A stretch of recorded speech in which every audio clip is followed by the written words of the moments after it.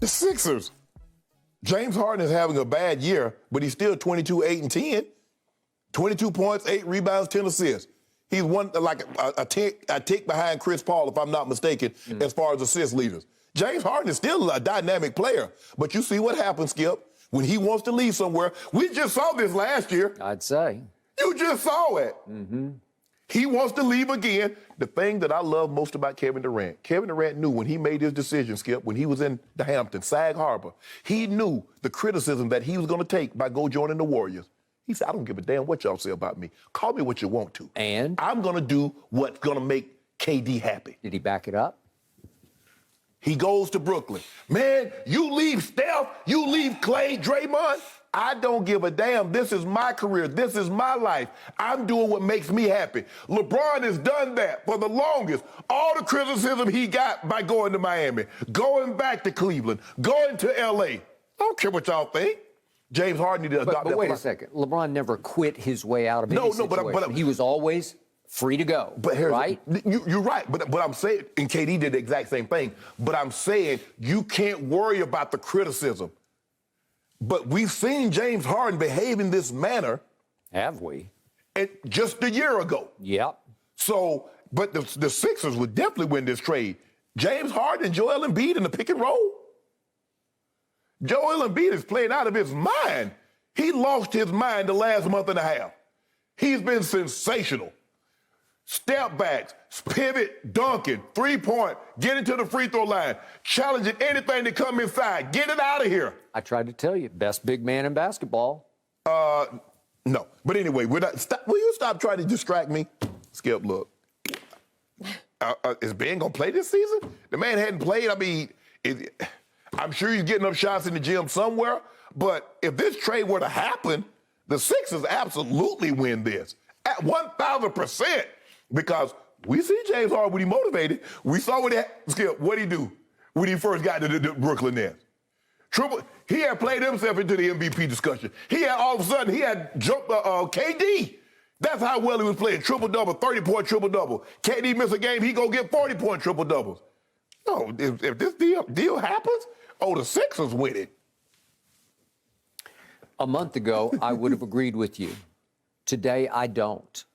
And I used to be a James Harden fan and defender, but I got to tell you, I've seen enough. What's one of the oldest cliches? There's a lot for you to see, too, though. Well, okay, that's the point. Thank you. Fool me once, shame on you. Fool me twice, shame on me. Yeah.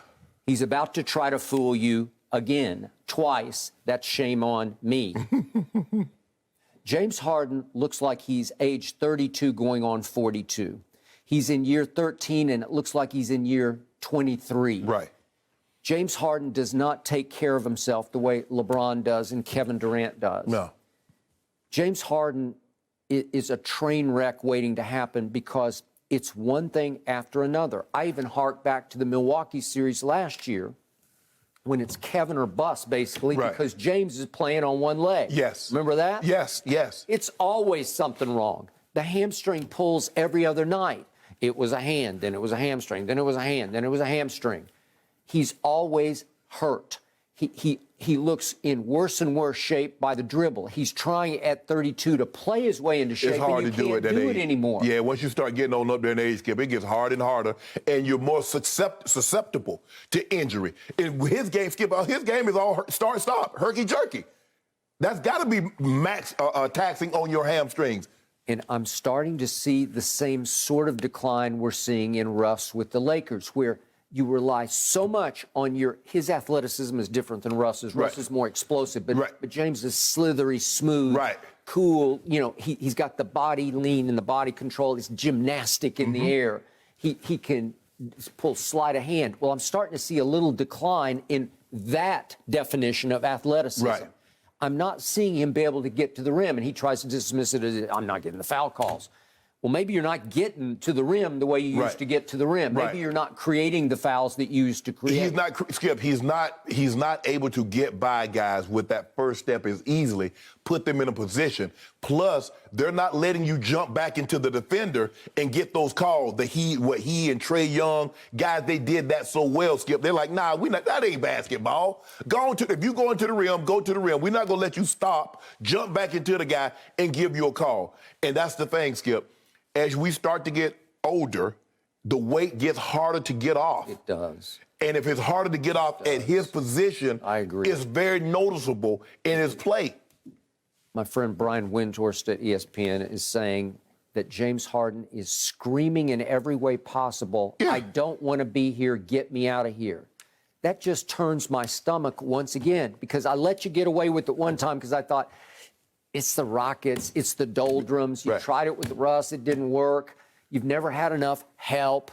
But the truth is, you've always been a disaster in the postseason. How many times has he melted down? Remember that night against my Spurs, that closeout game at Houston? They're still they lost by looking 30. for They him. lost by 39. I think he scored about 10 points. They didn't. Because Kawhi, remember Kawhi had got hurt. Kawhi wasn't there, and I think Danny Green wasn't there. And all of a sudden, that happened. And he just flat out went APB disappear, right? Yeah. Okay. So you love that? You trust that? I trust that when he's motivated. I trust that he was motivated to get to Brooklyn, and we saw what he did. Skip, he was sensational. And when you get a motivated James Harden, for a little while. And then he got hurt. Yeah. He got hurt again. Then he put on a little more weight. And then he put on a little bit more weight. And yet, to me, before I finish off my declaration on this, I will say I don't expect the Nets to trade him, because I think the Nets are losing for nothing. Okay, I know, but here's their point. Right now, they got a big three that might be the greatest big three on paper in the history of basketball. If we could get Kyrie eligible for home games, and we could get KD back almost 100%, because I think he'll come back after the break pretty healthy. He was free. He had a sprained knee, right? He wanted free. He want out. Okay. Let him out, Skip. Okay. But holding people against their will. If somehow you could get James and Kevin and Kyrie back on the court together for one last hurrah, one run, even if it started on the first day of the playoffs, the Nets, all the way to the top, to that owner, they're saying, why wouldn't we just roll the dice one time? And if we go win it and we lose James, who cares? Because we would have a shot to go win it. James Harden says, look, I sacrificed. I did everything that you asked me to do. I sacrificed my game. I took the injection, and everybody was supposed to sacrifice. And I thought that's that's what he's saying. I think that's what we decided to do when you guys came and got me. Who put this team together, by the way? But we'll talk about that another day. It was that guy. And by the way, it feels like, sounds like, smells like that Kyrie and James have become do not invite them, because it looks like they're going different directions, and that they're no longer the clique that seemed like they were for the first week. Kyrie falls out with everybody. Did you see that in Cleveland? Did you see that in Boston? I saw so it. What did you expect to have happen in Brooklyn?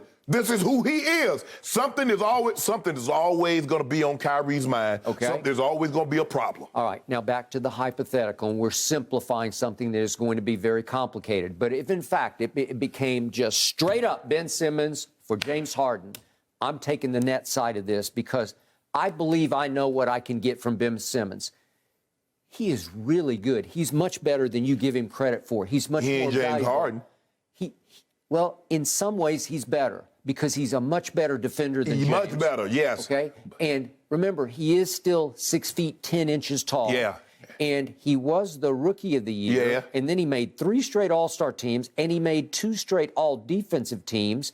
And he is capable of getting you 40 on any given night. He can do it. No, on one night he gave you 40. But he's capable. I've seen him do it several times, 30 or 40 On most points. nights he's going to give you 14. Okay? But still, he's got the late-game free throw demons, and I don't care, because he's too good of an all-around basketball player. He is a force, because he is LeBron-esque in his ability to see it, feel it, and pass the basketball. He can distribute, not quite to LeBron's level, because he's the best passer in basketball, except for last night at Portland. But the point is, Ben Simmons can flat-out facilitate. He can make you better. And if you put him right now with a Kyrie and a Kevin, I think the fit would be sensational with those three. You were the first to say they just threw Ben Simmons flat out right under 5 buses. They did.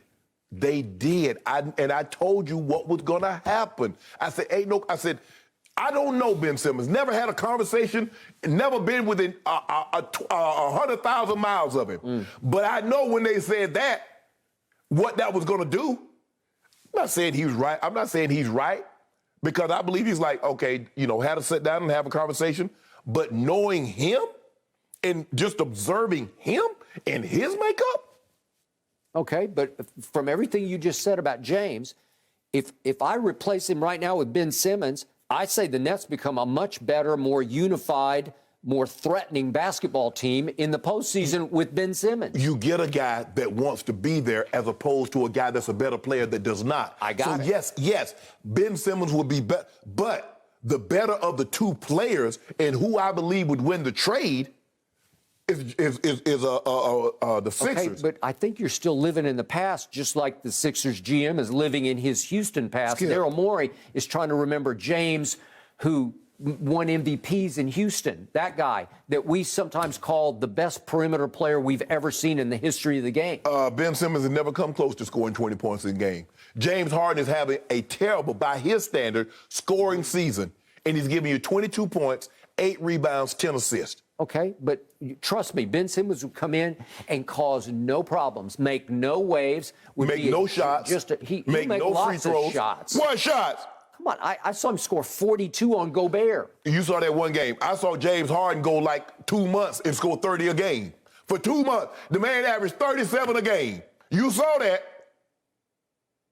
Does that guy still exist? You just detailed. He's fat, he's flabby, you're making jokes over there. And now you're saying, remember when? Yeah, I remember when, but it ain't now. Hey, put it with Joel Embiid in the high pick and roll. Really? Woo! Best big man in basketball, as I told you again and again and again. And the pick and roll, dribble, handoff, James Harden. Oh, Embiid roll to the basket, catch it, boom. Make his life a lot easier. And then he would have a pulled hamstring. Now, and then his hand would hurt. And then he'd be belly aching about this and that and the other. And then Doc would have to be saying, don't ask me, go ask James. I'm not going to say that in 6 months from now you won't have a problem, or next year at some point in time you might have a problem. So if the Sixers land James Harden, they're going to go win the championship. I didn't say that. Shannon Sharpe. No. Because the best basketball player is in Milwaukee. Oh. As I've said at the beginning of the year when everybody else said it was Kevin Durant, I said the best basketball player is GF, Greek Freak. The best basketball player is on ice right now with Brooklyn. Greek Freak. Yep. I'll take Kevin Durant any day or any night. Hold on. This is what I know. Giannis don't miss no games. No, he doesn't. He plays hard. He plays no game. And he gives it to you on both ends. And he's got a really deep roster. I don't know about no roster. Ooh. I don't know about no rooster. All I'm saying is Giannis Antetokounmpo. Middleton and Holiday? Are you kidding me? Whoa. Ooh, we're talking about all-stars. Kyrie and James Harden. We're talking about all-stars. We're talking about top 75 player. Yeah, that's what James Harden is. Top 75 all time. We're talking about all problem, right? Both of them, all problem. Now you are all problem. You've been hyping the Nets. Oh, the Nets are going to get shattered. It's over. It's over for the Kings. And didn't it look like it was over last year until there's no Kyrie anymore? And then there's no James. Trade us, KD. Huh? KD almost beat Milwaukee by himself last year. He made one of the greatest clutch shots in the history of basketball, and his little toenail was on the three-point line, or we would be having a different conversation. My guy went to your guy's house, ate up all his food, turned it, emptied the refrigerator out, emptied the ashtray on the floor, and walked out. Yeah, because what'd he do? It took overtime. That's what my guy did. Yeah, it took overtime to dump the ashtray. At least he could have said thank you and peace out. He just hit it with that and just slammed the door and knocked the pitch off the wall. 1-on-5, he did that. Yeah, so we got I know a guy that been 1-on-5 for about 3-4 years in Cleveland. You remember him? If anything happens, I just keep picturing James Harden walking around saying, "I want out of here." Like that's an interesting look. If it pays off, we'll have to see. And then how do you go back to your team if it doesn't?